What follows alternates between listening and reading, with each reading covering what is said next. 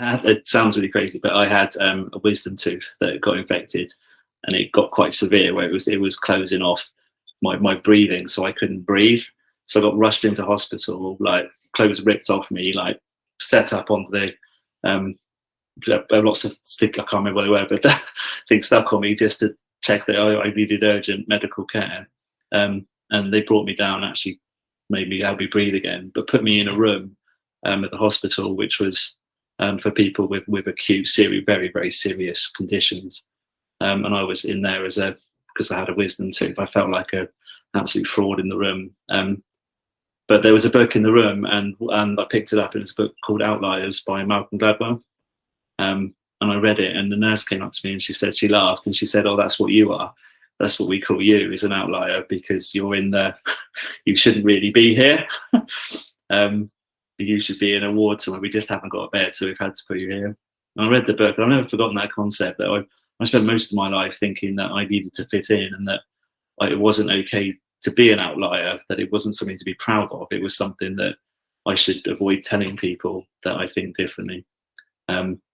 So that's why it matters to me, I think, is that when I realised actually being somebody who thinks differently, or someone who is an outlier in society, that's the value you bring to the world.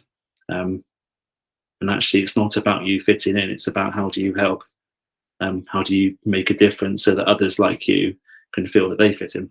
So I think that's what it matters to me, is when I think about like Aspire, and I think about what we're doing with our leadership development program, what we're doing with all of our training, when we're supporting wellbeing, and thinking about stress, thinking about who actually needs to view this in a different way today. So for me, it's a little bit personal. I'm quite proud to be an outlier, and I want to help create an environment where other outliers feel that they can contribute in a company that actually we're trying to stand out in the marketplace to lead the direction for learning at Travelodge, and I learn in a different way.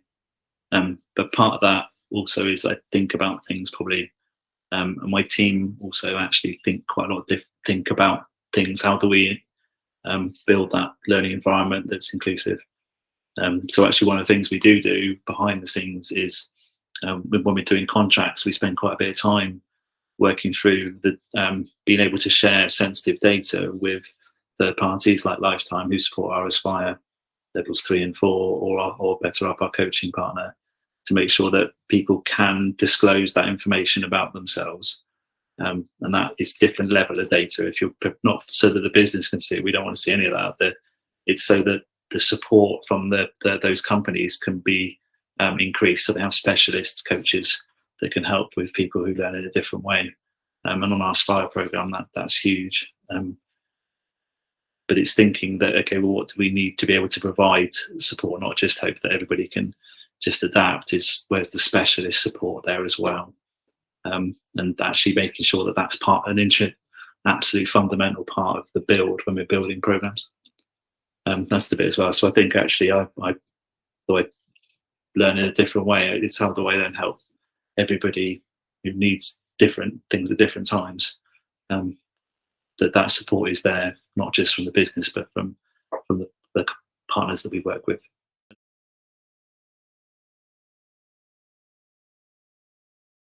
It's to ask the question in your head, what's going on for that person right now?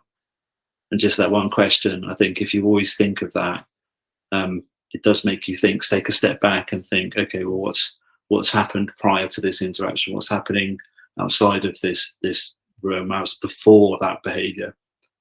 So I spend like 3 hours on my way to work, and I spend most of that deep thinking, so that by the time I come to work, if you just judge my behaviour on the minute you meet me, you haven't seen the 3 hours that it's taken me to get in the right mindset to be able to come to work that day. So I think that's, for me, is the most important question. What's going on for that person right now? It just broadens your horizon and makes you question what other influences might be going on.